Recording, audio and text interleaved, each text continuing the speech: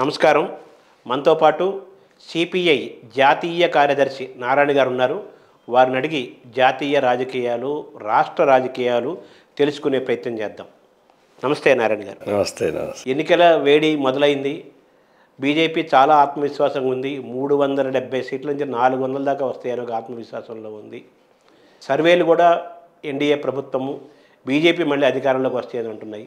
మీ దృష్టిలో గెలుపు ఓటములు ఏ విధంగా ఉంటాయి అనుకుంటున్నారు? ఇప్పుడు ఎవరు కానీ ఎన్నికల్లో పోటేసేటప్పుడు మేమే గెలుస్తాం, మేమే గవర్నమెంట్ ఫామ్ చేస్తామని చెప్పేసి అనేటువంటి మాట చెప్పకపోతే వాళ్ళకు బలం రాదు. అంటే మేమే చెప్పలేము, మేము అధికారం కోసం మేము చెప్పలేము. మేము బలమైన ప్రతిపక్ష పార్టీ ఉండాలని చెప్పి కోరుకుంటాం.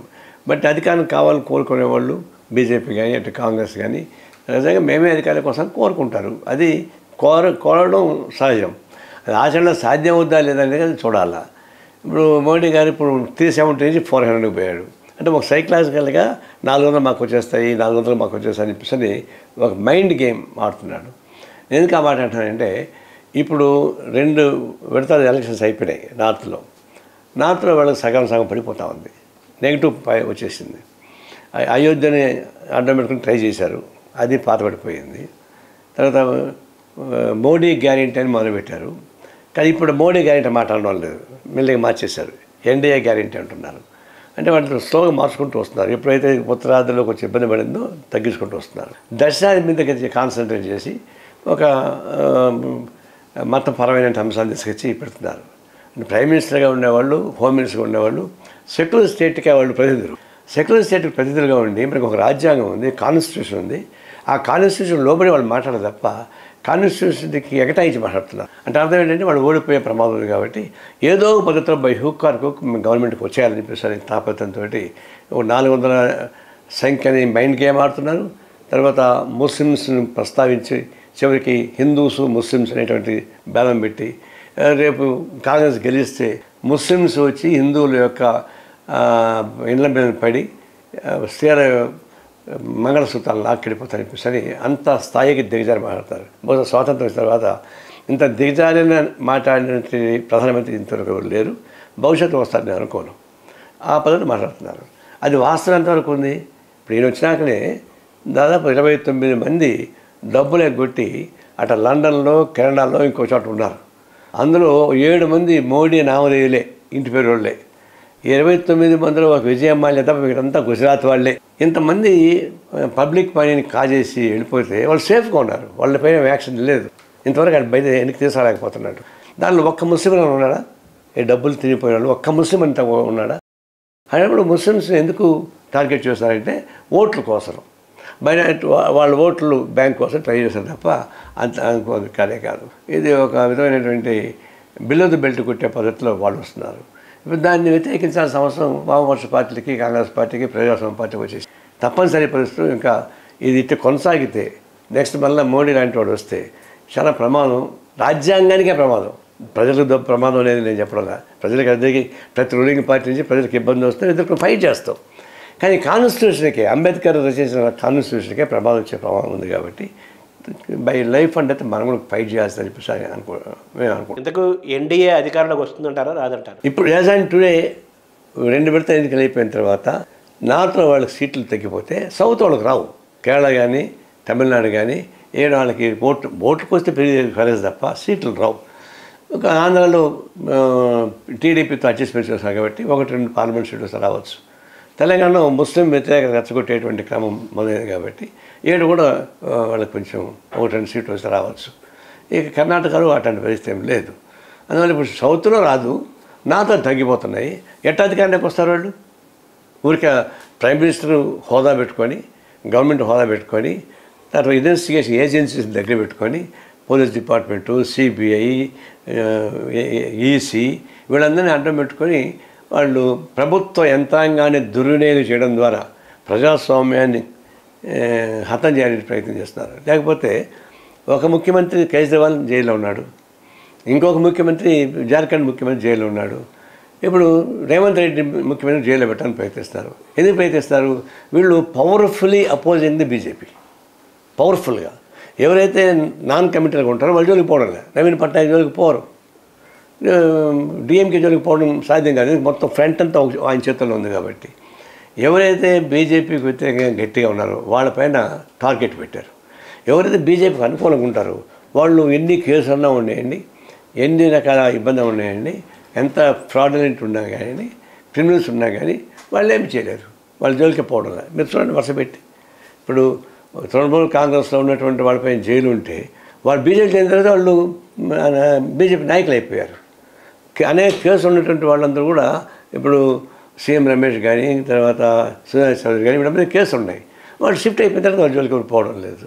అంటే జగన్మోహన్ రెడ్డి 7 ఏళ్ల కాలం సపోర్ట్ చేస్తున్నాడు బీజేపీ. కాబట్టి ఆయనకి 11 కేసులున్నా, 45,000 కోట్ల రూపాయల అవినీతి కేసులున్నా, ఆయన స్వాతంత్రం వచ్చిన తర్వాత 10 ఏళ్ల పాటు బెయిల్లో ఉన్న వ్యక్తి ఒక జగన్మోహన్ రెడ్డితో ఇంకొక కార్యం కాదు. ఈ మంత్రం ఏంటి, సెంట్రల్లో వాళ్ళకి అధికారం ఉంది కాబట్టి, వాళ్ళ అభయహస్తం ఉంది కాబట్టి మళ్ళీ పోవడం లేదు. 3,000 మాటలు కోర్టులో ప్రస్తావన జరిగింది బెయిల్ పైన, కానీ కోర్టులు కూడా ఏం చేయలేకపోతున్నాయి. సో జ్యుడిషియల్ కంట్రోల్ చేస్తున్నారు, సిబిఐని కంట్రోల్ చేస్తున్నారు, ఈసీని కంట్రోల్ చేస్తున్నారు, అపోజ్ చేసేటువంటి పొలిటికల్ లీడర్స్ని అపోజ్ చేస్తున్నాడు, కంట్రోల్ చేస్తున్నారు. ఈ పద్ధతిలో వాళ్ళు ప్రయత్నిస్తారు.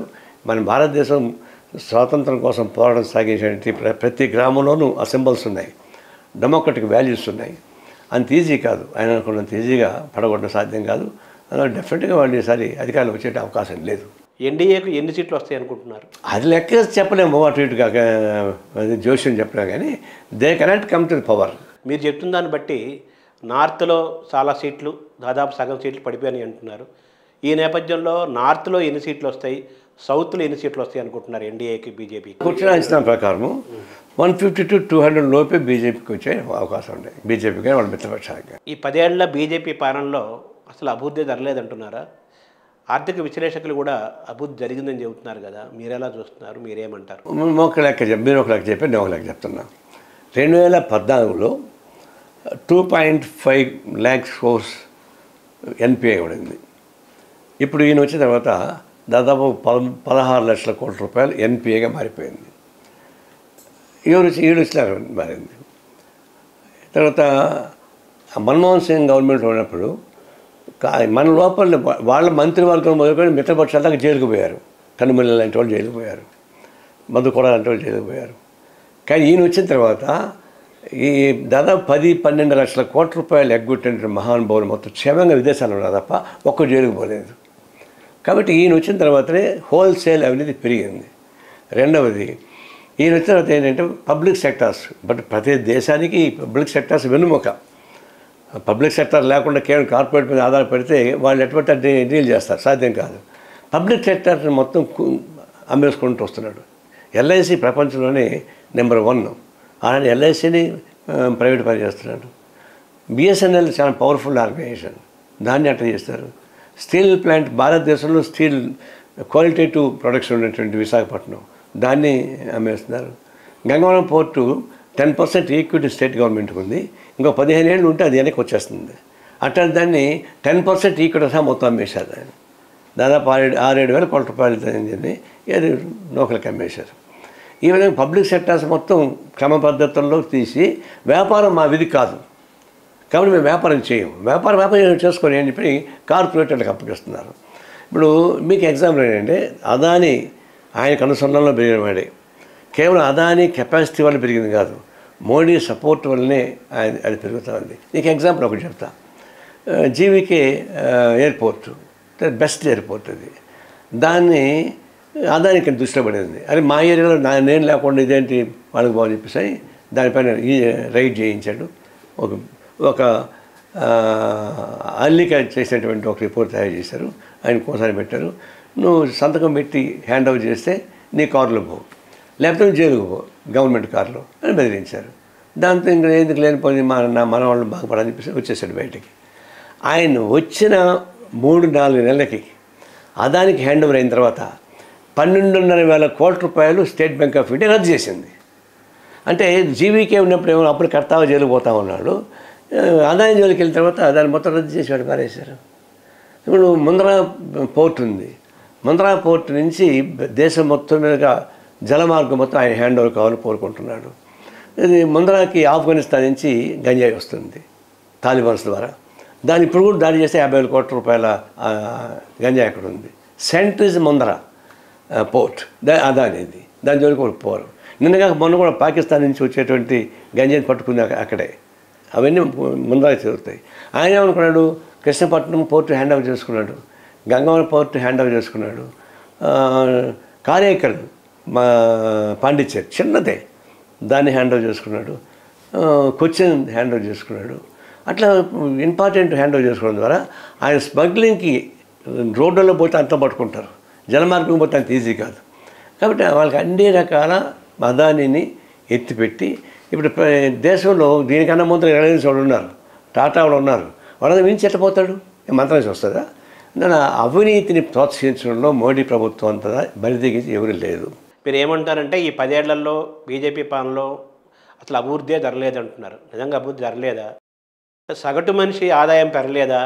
పర్చేజింగ్ కెపాసిటీ పెరగలేదా ఈ 10 ఏళ్లలో? అదే చెప్తాను, దానికి కూడా వస్తున్నా.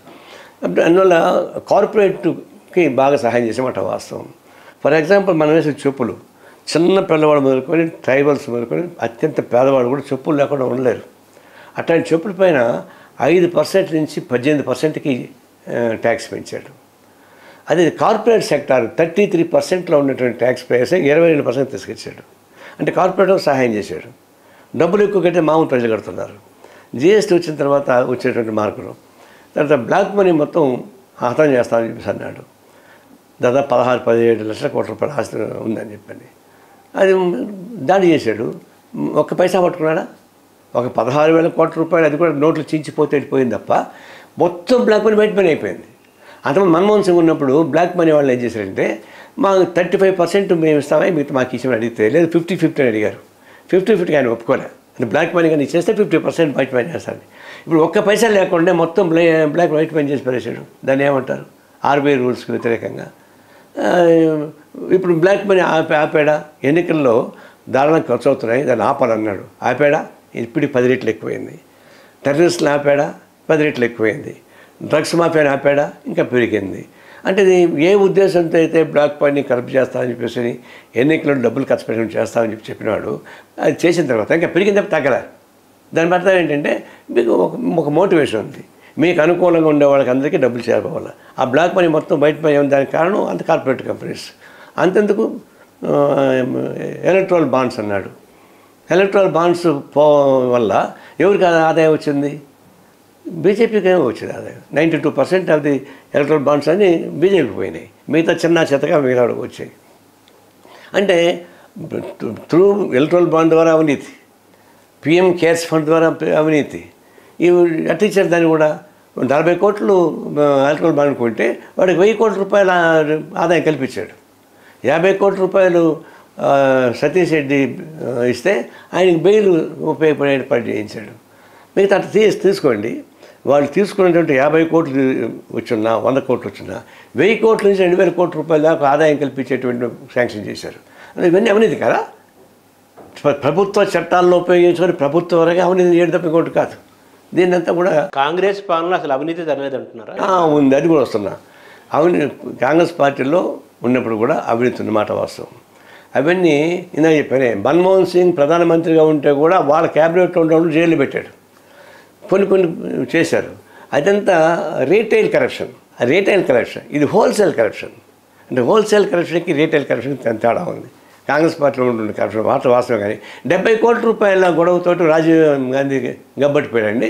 ఇప్పుడు 1000 కోట్ల రూపాయల అవినీతి జరుగుతుంటే కూడా ఇవ్వండి జోలికి ఎవరు పోతారు చెప్పండి? బోఫర్స్. దీన్ని ఇప్పుడు ఇంకా నయం, ట్రంప్కి ఇప్పుడు 9,000 కోట్ల రూపాయలు వాడు ఫైన్ వేశారు, వాడు కడుతున్నాడు. అటు వేయగలుగుతారు వీళ్ళు ఏమైనా ఇక్కడ ఉండే వాళ్ళపైన, అప్పుడున్న పైన. ఆదాయం ఎట్లా పెరిగేదంటే జిఎస్టీ ద్వారా వచ్చేటువంటివి సామాన్య మధ్యతరగతి ఉద్యోగస్తులు, మామూలు వాళ్ళు చెప్తానే ఈ చెప్పులు వాడుకునే వాళ్ళు మొదలుకు అన్నీ కూడా వాళ్ళు. ఆర్థిక శాస్త్రం ఏముందంటే చిన్న మొత్తాలు ఎక్కువ మంది వసూలు చేస్తే ఉపయోగం తప్ప పెద్ద మొత్తాలు పెద్దవాళ్ళతో వసూలు చేయడం మీకు ఏమొస్తుంది? పెద్దవాళ్ళు మహా అంటే 100కి 10 మంది ఉంటారు, 190 మంది ఉన్న వాళ్ళ పైన అని చెప్పని ఒక పెట్టుబడిదారి ఆర్థిక శాస్త్రవేత్త చెప్పేటువంటి సిద్ధాంతం. దాన్నే అమలు చేశారు కాబట్టి ఆదాయం పెరుగుతూ ఉంది. ప్రపంచంలోనే భారతదేశం పెద్ద మార్కెట్ కదా, ఆ మార్కెట్ను ఉపయోగించుకున్నారంటారా? మార్కెట్ను ఉపయోగించుకోవడం వేరు, పేద ప్రజానీకాల యొక్క రక్త మాంసాలు పీల్ చేస్తే వచ్చేసేది వేరు. అదే అన్ని రకాల ఇప్పుడు చెప్తాను కదా, నిత్యావసర వస్తువులు మొదలుకొని అన్నీ కూడా సింగిల్ పన్ను అన్నారు, ఏక పన్ను అన్నారు. ఏక రాజ్యం అన్నారు, ఏక ఓటు అన్నారు, ఏక యంత్రాంగం అన్నారు. చెప్పులు మొదలుకొని నిత్యావసరాలు చాలా ఉన్నాయి, మందులు మొదలుకొని బట్టల దాకా. ఈవెన్ సామాన్య పిల్లలు వాడేది ఇవే. ఎందుకంటే 150 కోట్ల మంది జనాభా ఉన్నారు, వాడతారు. వాటన్నింటిపైన పన్నులు వేస్తే డెఫినెట్గా వచ్చే మాట వాస్తవం. మరి కార్పొరేట్ వాళ్ళు ప్రభుత్వ యంత్రాంగాన్ని ఉపయోగించుకుంటారు, ప్రభుత్వ ఆస్తులను ఉపయోగించుకుంటారు, ప్రభుత్వ ప్రకృతిని ఉపయోగించుకుంటున్నారు. వాళ్ళ దగ్గర నుంచి ఎందుకు పనులు వసూలు చేయరు? ఎందుకు తగ్గించారు? 33%, 20% తగ్గించారు. కాబట్టి మీరు చేసేటువంటి పద్ధతి చూసినప్పుడు అభివృద్ధి అనేది ఎన్ని పరిశ్రమలు వచ్చాయి, ఎంతమందికి ఉద్యోగాలు ఇచ్చారు, ఇది కదా కావాల్సింది. మీరు వచ్చిన తర్వాత సంవత్సరానికి 2 కోట్ల ఉద్యోగాలు ఇస్తారని చెప్పిన వాళ్ళు ఇప్పుడు లేటెస్ట్ లెక్కల ప్రకారం దాదాపుగా 2 కోట్ల మంది పనిచేస్తున్న వాళ్ళు ఉద్యోగాలు కూడా పోయారు. ఈరోజు లేటెస్ట్ చూస్తుంటే మేడే మాకు లెక్కల ప్రకారం 2 కోట్ల మంది పనిచేస్తున్న వాళ్ళు పని లేకుండా పోయారు. వాళ్ళు ఇచ్చినటువంటి ఉద్యోగాలు లేవు. బ్లాక్ మనీ తెస్తా ఉన్నారు, బ్లాక్ మనీ తేలేదు. కొత్త పరిశ్రమలు రాలేదు. అటువంటిప్పుడు అభివృద్ధి దేన్ని చూస్తారు మీరు? కేవలం పన్ను. అభివృద్ధి అనేసరికి సగటు మనిషి ఆదాయం పెరగటం, పర్చేజింగ్ కెపాసిటీ పెరగటం, ఇదంతా అభివృద్ధిలో భాగం అంటారు కదా. అది లెక్కేసాం కదా. ప్రీవియస్ వచ్చినాక న్యూ ఎకనామిక్ పాలసీ పెట్టిన తర్వాత లిబరలైజేషన్ చాలా వచ్చింది. అది డబ్బులు పట్టణాల నుంచి గ్రామీణ ప్రాంతాలకు కూడా తరలినాయి. ఎందుకంటే రాజీవ్ గాంధీ పంచాయతీలకు కూడా హక్కులు ఇచ్చిన తర్వాత డబ్బులు సెంట్రల్లో శాంక్షన్ అయిన డబ్బులు గ్రామాల దాకా పోయినాయి. దాని ద్వారా రకరకాల పద్ధతుల్లో ప్రజల చేత కొంత వచ్చింది. మనం బ్యాంకులు జాతీయ చేయకుండా ఆపిపెట్టాం. అమెరికాలో 2008లో క్రైసిస్ వస్తే కూడా మన దేశం ఎందుకు క్రైసిస్ రాలేదు? అప్పటికే యునైటెడ్ ఫ్రంట్లో మేము ఉన్నాం. గ్రామీణ ఉపాధి హామీ పథకాన్ని వాళ్ళకి ఇష్టం లేకపోయినా ఇంప్లిమెంట్ చేయించాం. బ్యాంకులు జాతీయకరణ చేయకుండా ఆపించాం. Public sectors అమ్మనీయకుండా ఆపించాం. ఇవన్నీ చేయడం వల్ల అయితే మన స్టేబుల్ ఎకానమీ వచ్చింది. అందువల్ల ప్రపంచంలో అనేక సాఫ్ట్వేర్ దెబ్బలు తిన్నా కూడా మన దేశంలో కూడా సాఫ్ట్వేర్ దెబ్బతింది తప్ప అగ్రికల్చర్ ఎకానమీ దెబ్బతినలేదు. అందువల్ల యాంటీ కమ్యూనిస్ట్గా ఉన్నటువంటి చిదంబరం కూడా పార్లమెంట్లో ఏమన్నాడంటే థ్యాంక్స్ టు ది కమ్యూనిస్ట్ మనం నిలబడ్డామని చెప్తే ప్రపంచంలో మిగతా దేశాలు ఎలా ఉన్నా కానీ భారతదేశంలో సగటు మనిషి యొక్క ఆర్థిక ఆలోచన విధానమే ఆర్థిక మాంద్యం నుంచి మనల్ని బయటపడేసింది అంటారు కదా. మరి దాన్ని మీరు ఏమంటారు? అది అప్పుడు. కానీ ఇప్పుడు లెక్కలు తీస్తే మనం 120 స్థాయిలో ఉన్నాం. భారతదేశం సగటు ఆదాయం చూసినప్పుడు బంగ్లాదేశ్, పాకిస్తాన్ కన్నా మన తక్కువ ఉందండి. మంది ఎంత వీళ్ళు ఎంత గొప్ప చెప్పుకున్నా 122 ప్లేస్లో ఉన్నాం మనం. మరి మనకి కార్పొరేట్ కంపెనీలు కనిపించవచ్చు, రకరకాల డెవలప్మెంట్స్ కనిపించవచ్చు, వాజ్పేయి పుణ్యం అని చెప్పి పెద్ద హైవేలు రావచ్చు, అన్నీ చేసినాయి. కానీ దానికి కూడా నష్టం వచ్చింది. హైవే వచ్చిన తర్వాత మామూలు లారీలన్నీ పడిపోయినాయి.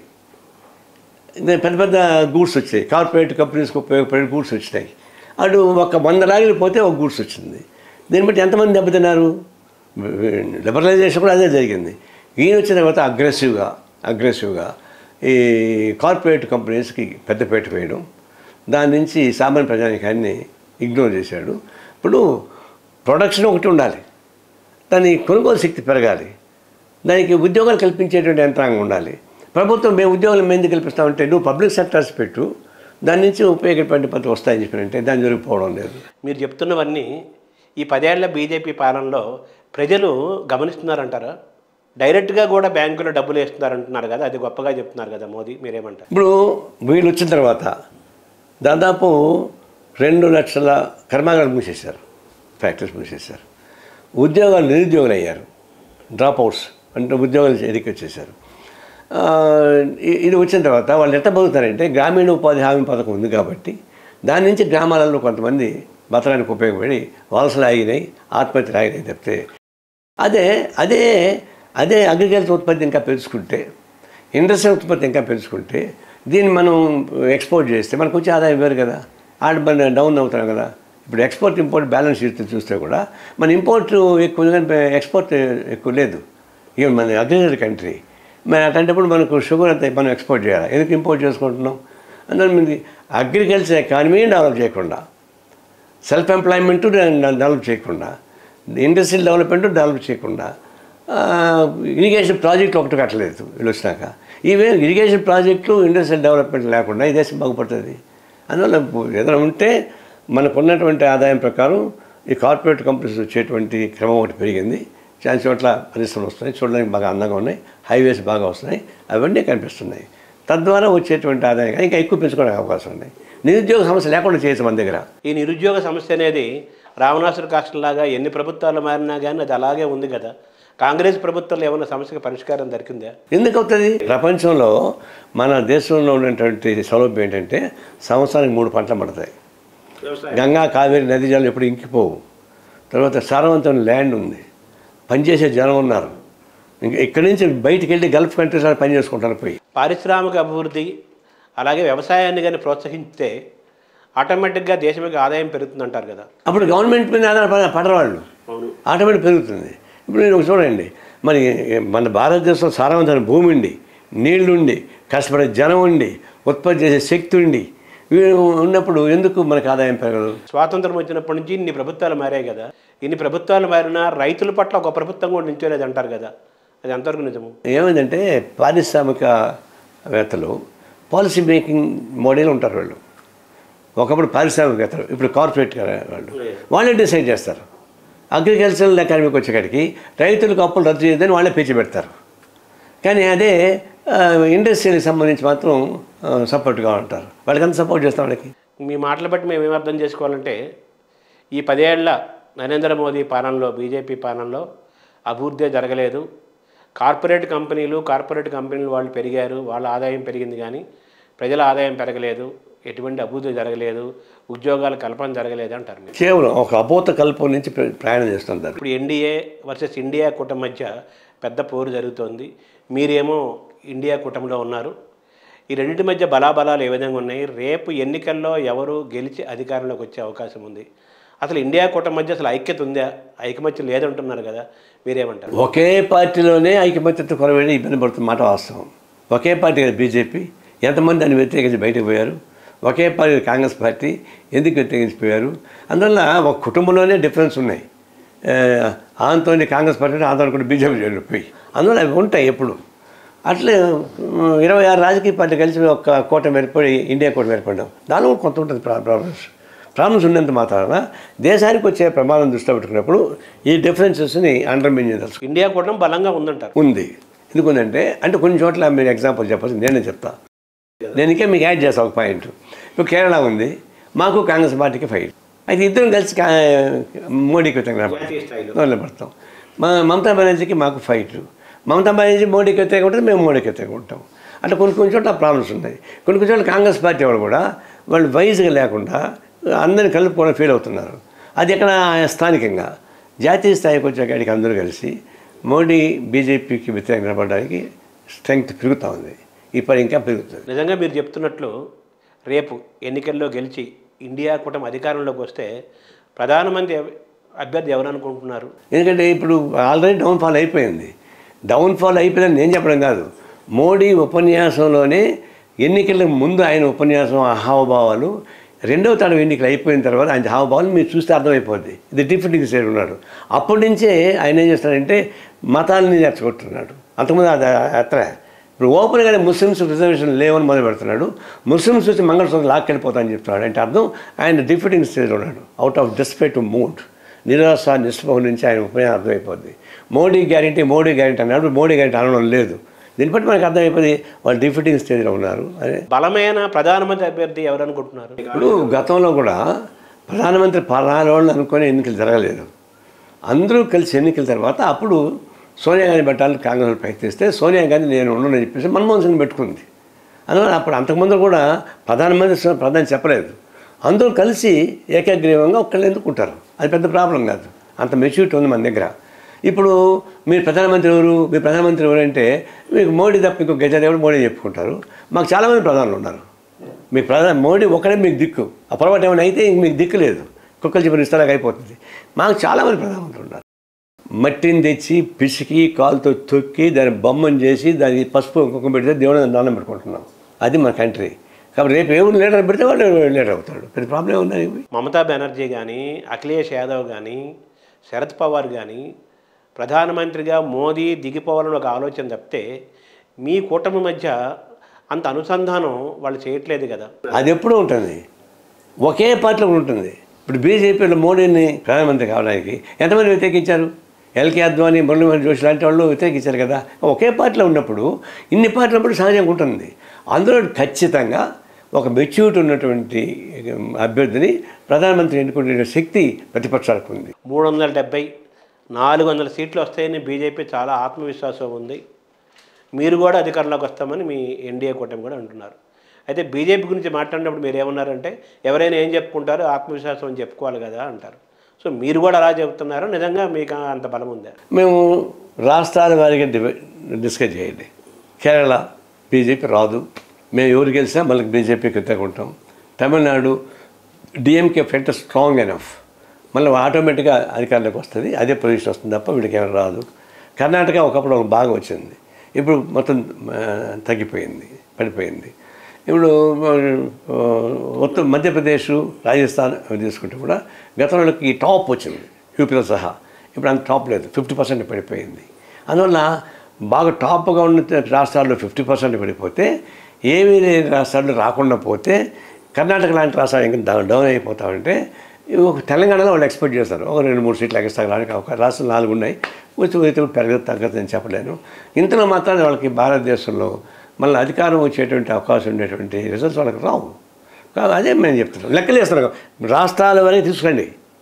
రాష్ట్రాల వరకు లెక్కలు తీసుకుంటూ కూడా బీజేపీ బలహీనపడింది మేము చెప్పేందుకు వాళ్ళు ఒప్పుకున్నారు కదా. ఇప్పుడు బీజేపీ, టీడీపీ, జనసేన 3 విభిన్న సిద్ధాంతాలు, విభిన్న దృక్పథాలు ఉన్న పార్టీలు.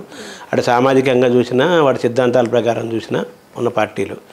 వీరి ఈ కాంబినేషను అంత సక్రమైన కాంబినేషన్ అనుకుంటున్నారా మీరు? అన్నీ అక్కడ జగన్ యాంటీ జగన్ ట్రెండ్ వచ్చింది.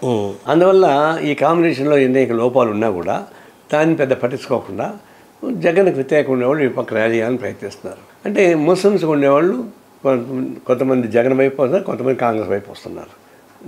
డివిజన్ ఉంది. అంటే ఓవరాల్ వచ్చేసరికి work and division Jagan anti Jagan. అందువల్ల ఈ కాంబినేషన్లో లోపాలు ఉన్నాయో లేదో చూడడంలే, ఆడు పోవాలి ముందర అనే పద్ధతుల్లో. అంటే ఢిల్లీలో మోడీ పోవాలి, ఆంధ్రప్రదేశ్లో జగన్ పోవాలనే కాన్సెప్ట్ తోటి ఇలా అంటే వాళ్ళ మధ్య విభేదాలన్నా కలుస్తున్నారు. భారతదేశం మొత్తం మీదుగా మోడీ పోవాలనేది ఆంధ్రప్రదేశ్ వచ్చేకాడికి మోడీ ఫ్యాక్టరీ కాదు వచ్చేది. ఆడ జగన్ చంద్రబాబు నాయుడు వస్తుంది.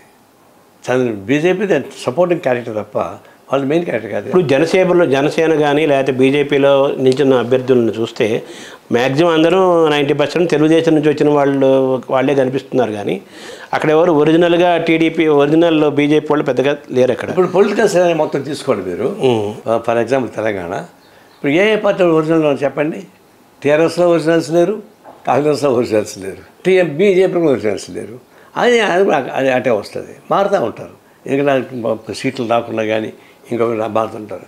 కానీ పొలిటికల్ ట్రెండ్ వచ్చేకాడికి అవన్నీ ఎగిరిపోయి వైసీపీని గెలిపిద్దామా, టీడీపీని గెలిపిద్దామని చూస్తారు చెప్తే అవన్నీ పెద్ద పట్టించుకోవాలి. అంటే చంద్రబాబుని గెలిపించాలా, జగన్ని ముఖ్యమంత్రి చేయాలన్న ఆలోచన రెండే ఉంటాయంటారా? రెండే మెయిన్. అంటే ఈ ఓట్లు ట్రాన్స్ఫర్లు అవుతాయి అంటారా? ఈ BJP to Janasena to TDP జరిగితే ప్రతి ఓటరు అంటే అడ్జస్ట్మెంట్ కోసం సీట్లు రకరకాలుగా ఇచ్చుకున్నారు కదా ఆంధ్రప్రదేశ్లో. ఇవన్నీ సీట్లు ఇవ్వడం వరకు ఉంటాయండి, నామినేషన్స్ వరకు ఉంటాయండి, విత్డ్రాయల్స్ వరకు ఉంటాయండి. ఆ తర్వాత రంగంలో దిగిన తర్వాత ఎక్కడికాడికి అడ్జస్ట్ అయిపోతారు తప్పితే వ్యతిరేకంగా పోరు. ఎవరు నూటుకోకలో ఇద్దరు పోవచ్చు తప్ప మిగతా పోరు. ఇప్పుడు పవన్ కళ్యాణ్ ఇష్యూకి వస్తే, ఇప్పుడు పవన్ కళ్యాణ్ జనసేన, బీజేపీ, టీడీపీ కలపడం వల్ల బలమైన ఒక కూటమిగా ఏర్పడ్డాము. ఎందుకు ఏర్పడుతున్నామంటే మా జగన్ దించడం ఏకైక ఎజెండా కాబట్టి మేము ఏకమవుతున్నామని పవన్ కళ్యాణ్ పదే చెబుతున్నాడు. ఇప్పుడు ఆయన గాజు గ్లాస్ ఇష్యూ నడుస్తుంది కదా, దీన్ని ఎలా చూడాలి? గాజు ఆయన పార్టీ గుర్తు దిష్టి నడుస్తుంది కదా, అది ఒక విధంగా నేను కూడా డిసప్పాయింట్ ఆశ్చర్యపోయినా. ఎందుకంటే సెంట్రల్ గవర్నమెంట్తో తత్సంబంధాలు ఉంది పవన్ కళ్యాణ్. ఆ టీడీపీని లాక్కపోవడానికి కూడా ఆయన కారణం. వాళ్ళు బీజేపీ ఉపయోగించుకున్నారు. ఇప్పుడు సెంట్రల్ గవర్నమెంట్ కానీ అనుకుని ఉంటే ఈసీ ఆ డెసిషన్ తీసుకోదు. ఎందుకంటే ఒక రిజిస్టర్ పార్టీ వరుసగా కలిసినప్పుడు వాళ్ళకి ఇస్తారు. గతంలో కూడా ఒక కూటమి ఏర్పడితే కూటమి ఒక సింబల్ అడిగితే ఆ సింబల్ ఇచ్చేసేవాళ్ళు. ఫస్ట్ టైం ఆయన రిజిస్టర్ పార్టీకి ఉండి అది ఇన్నాళ్ళు పార్టీకి పనిచేస్తూ ఉండి దాన్ని ఫ్రీ సింబల్ చేయడం అనేది నేను కూడా ఆశ్చర్యపోతున్నాను. ఎందుకు చేసేది తెలియదు. ఒక విధంగా చెప్పాలంటే బీజేపీ మాటలు లేకుండా ఎన్నికల కమిషన్ ఆ డెసిషన్ తీసుకుంటుంది అనుకోవడం లేదు. మరి దీనివల్ల నష్టం జరగదా పవన్ కళ్యాణ్కి? తద్వారా కూటమి వాళ్ళ ఉద్దేశం జరగాలి, వీళ్ళందరికీ నష్టం జరగాలి, వాళ్ళు బలపడాలి కదా వాళ్ళ ఉద్దేశం. పవన్ కళ్యాణ్ బాగా బలపడాలని, చంద్రబాబు నాయుడు బాగా బలపడాలని వాళ్ళకి ఎందుకు ఉంటుందండి? ఈ మధ్య వాళ్ళు బలపడాలని చూసుకుంటున్నారు. అందులో భాగమే ఇదంతా కూడా. పవన్ కళ్యాణ్కి నష్టం జరగాలి, చంద్రబాబుకి నష్టం జరగాలి, జగన్కి నష్టం జరగాలి, అందరికీ నష్టం జరగాలి, ఫైనల్గా మనకు లాభం జరగాలి అనేది బీజేపీ పాలసీ అంటారు. అవును. ఇప్పుడు జగన్మోహన్ రెడ్డికి విషయంకి వచ్చేసరికి ఆయన ఎవరితో పొత్తు పెట్టుకోకుండా మొదటి నుంచి ఒకటే పాలసీ ప్రకారం మంచో చెడో గెలిపో ఓటమో నేను సింగిల్గానే ఉంటాను అంటున్నాడు కదా, దాన్ని ఎలా చూడాలి? ఇప్పుడు అతను దాన్ని బట్టి అర్థం అవుద్ది. ఈజ్ నాట్ డెమోక్రటిక్, వాళ్ళ నాన్నలాగా డెమోక్రటిక్ ఒపీనియన్ కాదు. ఈ ప్రజాస్వామ్యంలో అందరూ కలుపుకొని చేయాలనేటువంటి అభిప్రాయానికి లేదు. ఆయన ఏకశిలా విగ్రహంగా ఉండాలని కోరుకుంటున్నాడు. అంటే వాళ్ళ ఆయన ఆలోచనకు వ్యతిరేకం అది. కానీ ఆయన డిసైడ్ చేసుకున్నాడు, ఒకటే ఉండదలుచుకున్నాడు. వాళ్ళ పార్టీలో కూడా డెమోక్రటిక్ డిస్కషన్ లేదు. నిన్న సజ్జల రామకృష్ణ రెడ్డి ఇంటర్వ్యూ చూస్తే కూడా ఆయన డిసైడ్ చేస్తాడు, మేము ఇంప్రూవ్మెంట్ చేస్తున్నాం, దట్స్ ఆల్, అంతే. అందువల్ల ఆయన అలవాటు పడ్డాడు, అట్లా కంటిన్యూ అవుతాడు. అంటే ఒక మాట మీద నిలబడినట్టు ఆ కాన్సెప్ట్లోకి రాదు అది, ఒకే పార్టీని నేను అది రాదు అంటారు. అది రావచ్చు. మూర్ఖుడు రాజు ఏమంటారు దాన్ని, మూర్ఖుడు రాజు కంటే గౌరవ అని చెప్పండి. అదే మొండోడు రాజు కంటే పవర్ఫుల్ అంటారు. అట్లా ఉండొచ్చు. తర్వాత వామపక్షాలకు వస్తే ముఖ్యంగా మన తెలుగు రాష్ట్రాలకు తీసుకుందాం. ఇప్పుడు సిపిఎం తెలంగాణలో కూడా కొన్ని చోట, ఆంధ్రలో కూడా కొన్ని చోట్ల తక్కువ సీట్లు అనుకోండి. మీ పరిస్థితి ఏ విధంగా ఉంది ప్రస్తుతం? తెలంగాణ ఎలా ఉన్నారు, ఆంధ్రాలో ఎలా ఉన్నారు? మీ సిపిఐ తెలంగాణలో వచ్చేకాడికి కాంగ్రెస్ పార్టీతో కలిసే ఉన్నాము, సిపిఎం కూడా కలిసే ఉంది. అయితే వాళ్ళు ఈ అసెంబ్లీ ఎలక్షన్స్లో వాళ్ళు ఇవ్వలేకపోయారు. ఈ పార్లమెంట్ ఎలక్షన్స్లో మేము కూడా ట్రై చేసాము, అయితే వాళ్ళు ఇవ్వలేదు సీటు. మాకంటే మేము ఒక చోట పోటీ చేస్తామనుకో, మిగతా 16 చోట్ల మేము వాళ్ళకే చేయాల్సి వస్తుంది కదా. మరి బీజేపీకి చేయడం, టీఆర్ఎస్ చేయడం, కాబట్టి ఎందుకంటే మేము ఇతర చేసుకుంటాం. వాళ్ళు మాత్రం భువనగిరిలో పోటీ చేస్తున్నారు. మిగతా అన్ని చోట్ల కూడా వాళ్ళు కూడా కాంగ్రెస్ సపోర్ట్ చేస్తూ ఉన్నారు. కాబట్టి మాది ఆంధ్రాలో ఎదురుగాల్లో ఉన్నాం. ఒకవేళ చెప్పండి లెఫ్ట్ ఎదురుగాల్లో ఉంది. అంటే మీరు మీ వాళ్ళ గెలిచే అవకాశం ఉందా? ఆంధ్రప్రదేశ్ నించున్నారు కదా మీరు, ఒక చోట 2 చోట్ల పోటీ చేస్తున్నప్పుడు గెలవాలని కోరుకుంటాం కానీ సరే, అది సహజం, అది ఎవరైనా ఆత్మవిశ్వాసం ఉండాలి.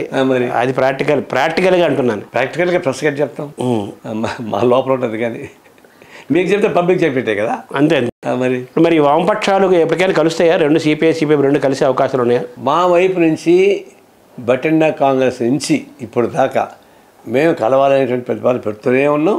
సిపిఎం దాన్ని వ్యతిరేకిస్తూనే ఉంది. ఎందుకు సిపిఎం వ్యతిరేకిస్తుంది? ఎందుకు వామపక్షాలని ఒకప్పుడు కాంగ్రెసు కమ్యూనిస్టులు అనేవాడు చాలా ఏళ్ల క్రితం. కాంగ్రెస్ కమ్యూనిస్ట్ 2 పార్టీలు, కాంగ్రెస్ కమ్యూనిస్ట్.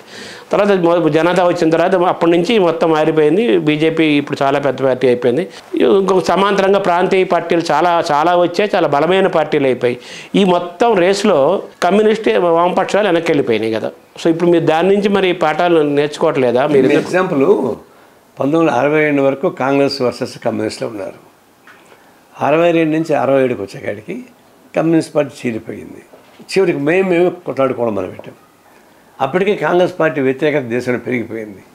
1967లో 10 రాష్ట్రాల్లో కాంగ్రెస్ పార్టీ ఓడిపోయింది. అదే కమ్యూనిస్ట్ చేరకుండా ఉంటే ఆ కాంగ్రెస్ ఓడిపోయిన రాష్ట్రాలు కమ్యూనిస్టులు వచ్చి ఉండేవాళ్ళు. కాబట్టి ఆ రోజు మేము తీసుకునే విభజన వల్ల, కమ్యూనిస్ట్ పార్టీ చీలిక వల్ల నష్టం వచ్చింది. అప్పటి నుంచి ఇప్పుడు కొనసాగుతున్నది నష్టం. డే బై డే అంటే మీరు చెబుతున్నారు మీ వైపు నుంచి, మీరు ఎక్కడ నష్టపోయారు, ఎందుకు నష్టపోయారు, విడిపోవటం వల్ల నష్టపోయాము. దాదాపు చెప్తున్నా 60 ఏళ్ళు అయింది కదా. ఇప్పుడు 60 ఏళ్ళు అయింది మీరు విడిపోయి. ఇప్పటికీ మరి మీరు రెడీ అంటున్నారు, వాళ్ళు ఎందుకు రెడీ అవ్వట్లేదు? సిపిఎం ఎందుకు ముందుకు రావట్లేదు? వాళ్ళని అడగాలి కదండి. అన్నిటికీ అంటే మీ విశ్లేషణ నేను చెప్తాను. వాళ్ళు రాలేదు. ఈ పార్టీల గురించి మాట్లాడారు కదా మీరు. కాదు వాళ్ళని మేము ఆహ్వానిస్తున్నాం, వాళ్ళు రావడం లేదు. వాళ్ళు రావడం అంటే వ్యక్తిగత కాదు, వాళ్ళ పార్టీ వ్యవహారం అనేది. వాళ్ళ పార్టీ వ్యవహారంలో ఏమేమి మాత్రం మనకే తెలుసు. ఇప్పుడు సాధ్యం కదా అంటున్నారు, అంతవరకు మాకు తెలుసు. వామపక్షాలు ఎప్పటికైనా బలపడే అవకాశం ఉందా, లేకపోతే ఉనికి ప్రమాదం అయ్యే పరిస్థితి? ఇంకొక మార్గం లేదు బలపడక. ఎందుకంటే రాబోయే రోజుల్లో వచ్చేటువంటి అనేక జిమ్మిక్స్ ప్రజలు చూసిన తర్వాత ప్రజల్లో మార్పు వస్తుంది. దాని ప్రకారం కమ్యూనిస్టుల్లో కూడా మార్పు రావాలి. ఎప్పుడైనా సరే మార్పు వస్తుందని చెప్పేసి మేము ఆశిస్తాం. ప్రస్తుతం కేరళ ఒక చోటే మీ వామపక్షాలు అధికారంలో ఉన్నాయి. అవును. వెస్ట్ బెంగాల్ మీరు చాలా ఏళ్ళు, జ్యోతి బస్ చాలా ఏళ్ళు పైన పోయింది, మీ చేతిలో నుంచి పోయింది. కేరళ ఒకటే ఉంది.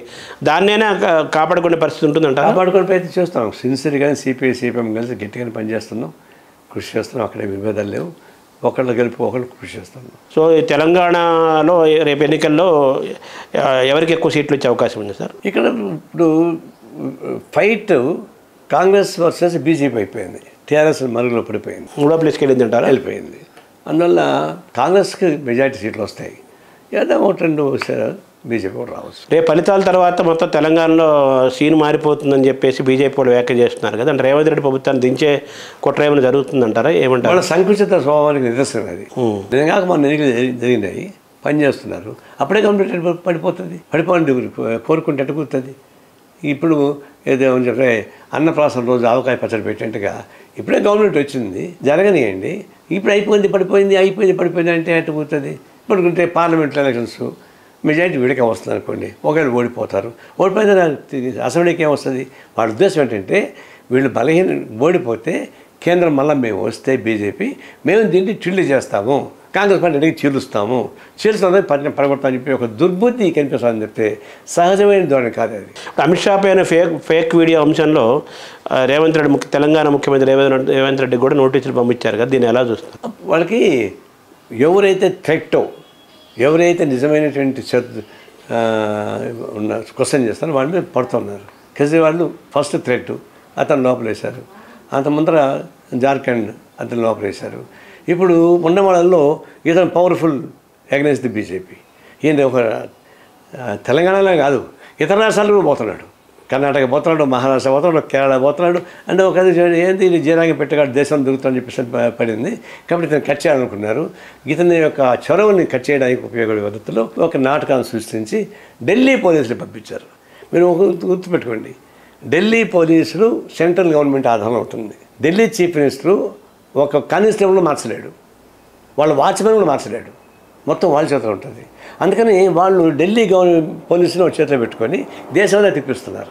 ఎందుకంటే ఇంక ఎవరిని పంపించినా కూడా ఆయా రాష్ట్రాల్లో గవర్నమెంట్ ఉంటుంది, ఆయా రాష్ట్ర పోలీసులు ఉంటారు, వాళ్ళకి అడిగి ఉండాలి వీళ్ళు. అదే ఢిల్లీ వాళ్ళు అయితే డైరెక్ట్గా రావచ్చు వాళ్ళకి, బికాజ్ సెంట్రల్ గవర్నమెంట్ పవర్. ఆ విధంగా వాళ్ళు సెలెక్ట్ చేసుకొని ఒక ఢిల్లీ నుంచి దేశం అంతా తిప్పించి ఇతర న్యూస్ పెట్టి బ్లాక్మెయిల్ చేస్తున్నారు. నేను గుజరాత్లో Congress party MLA PN arrest చేశారు, ఇప్పుడు నోటీస్ ఇచ్చారు. వీళ్ళు కొంతమంది అరెస్ట్ కేజ్రీవాల్ అరెస్ట్ అయ్యాడు. ఇప్పుడు రేవంత్ రెడ్డి అరెస్ట్ చేసే అవకాశం ఉందంటారా? ఆ ఆలోచనలు ఉందంటారు వాళ్ళకి? లేకపోతే ఎందుకు వస్తారు వాళ్ళు? అరెస్ట్ చేయడానికి అభ్యర్థి లేకపోతే ఎందుకు వస్తారు? ఒక ముందు సైకిల్ దెబ్బ కొట్టాలనుకున్నారు, భయపడవద్దు, అరెస్ట్ చేస్తారు. చేయదు మంచిదే కదా, చేస్తే అవుతుంది. వీడికి పెద్దవాళ్ళు వస్తారు. రేపు లోక్సభ ఎన్నికల ఫలితాలపైన ఇది ప్రభావం చూపిస్తుందా? ఇలా అరెస్ట్ చేస్తే నష్టం జరుగుతుంది కదా బీజేపీకి. కామన్ సెన్స్ ఉంటే అరెస్ట్ చేయకూడదు, కానీ బెదిరిస్తున్నారు, అంటే బొస కొడుతున్నారు. ఇంక కాటు వేస్తే వాళ్ళకి నష్టం. బొస కొడితే కూడా భయపడేటంటే భయపడతారు. చంద్రబాబు భయపడితే భయపడతారు, భయపడిపోతే కొట్లాడతారు. వాళ్ళకి ఒక వ్యూహం ఉంటుంది కదా, మీరు అన్నారు కదా కామన్ సెన్స్ అన్నారు కదా, కామన్ సెన్స్ వాళ్ళకి ఉంటుంది కదా బీజేపీ వాళ్ళకి. వాళ్ళు అంత మూర్ఖులు కాకపోతే కేజ్రీవాల్ ఎందుకు అరెస్ట్ చేస్తారండి? ఇప్పుడు కేజ్రీవాల్ అరెస్ట్ చేసిన వాళ్ళు ఏమైంది? ఢిల్లీలో బీజేపీ చాలా ఐసైట్ అయిపోయింది. ఇప్పుడు పవర్ఫుల్గా వస్తారు ఇప్పుడు వీళ్ళు. ఆంధ్రప్రదేశ్ లోక్సభ స్థానాలు ఏ విధంగా ఉంటాయి సార్? లోక్సభ ఫలితాలు లోక్సభ కూడా ఇప్పుడు బీజేపీ కాంబినేషన్స్ టీడీపీ ఉంది, దాదాపు 50-50 రావాలి కదా. అక్కడ కూడా 50-50. ఇప్పుడు ఏదైనా కానీ రేపు బీజేపీ గారు ఒకవేళ సీట్లు కానీ తగ్గితే మన తెలుగు రాష్ట్రాలు ఏమైనా కీలకం అవుతాయా లోక్సభ సీట్ల ద్వారా? ఉంటుంది. ఇప్పుడు తెలుగు రాష్ట్రాలు అంటే కాంగ్రెస్ వాళ్ళు పోరు, బీజేపీ వైపు పోరు, మిగతా వాళ్ళు పోయే అవకాశం ఉంటుంది. టీఆర్ఎస్ కానీ వాళ్ళు పోయే అవకాశం ఉంటుంది. అక్కడ కూడా ఇద్దరు పోయే అవకాశాలు ఉన్నాయి. ఇప్పుడు జగన్ మొదటి నుంచి మోదీ బీజేపీ ప్రభుత్వానికి ఆయన సపోర్ట్ చేస్తూనే ఉన్నాడు ఈ 10 ఏళ్ల నుంచి, ఈ 5 ఏళ్ల నుంచి ముఖ్యంగా అధికారంలో. అలాగే చంద్రబాబు కూడా ఇప్పుడు ఆయన కూటమిలోకి చేరిపోయాడు కదా, కాబట్టి ఇప్పుడు ఆయన ఆంధ్రప్రదేశ్లో అందరూ మోదీ మనుషులే అని చెప్పి అనుకోవాలి. ఇప్పుడు అంటే ఇప్పుడు మొత్తం కలిపి ఎవరికి ఓటు వేసినా మోడీకే పోతాయి, టీడీపీకి ఓటు వేసినా మోడీకే పోతాయి, వైసీపీ అయిన వారికే పోతాయి. ఇద్దరు 2 ద్వారపాలకులు అవుతారు ఇద్దరు. ఒక గేట్లో చంద్రబాబు, ఇంకొక గేట్లో జగన్ ఉంటాడు, లోపల మోడీ ఉంటాడు. అంటే రేపటి లోక్సభ ఎన్నికల్లో బీజేపీకి ఎన్డీఏ కూటమి కానీ సీట్లు కానీ తక్కువగానే వస్తే మన తెలుగు రాష్ట్రాలు కొంత కీలకమయ్యే అవకాశం కూడా ఉండొచ్చు. డెఫినెట్గా ఉంటాయి. అంటే కాంగ్రెస్ పార్టీకి సంబంధించి వాళ్ళ ఎంపీలు పోతారని అనుకోను, కానీ మిగిలిన పోతారు. Thank you sir.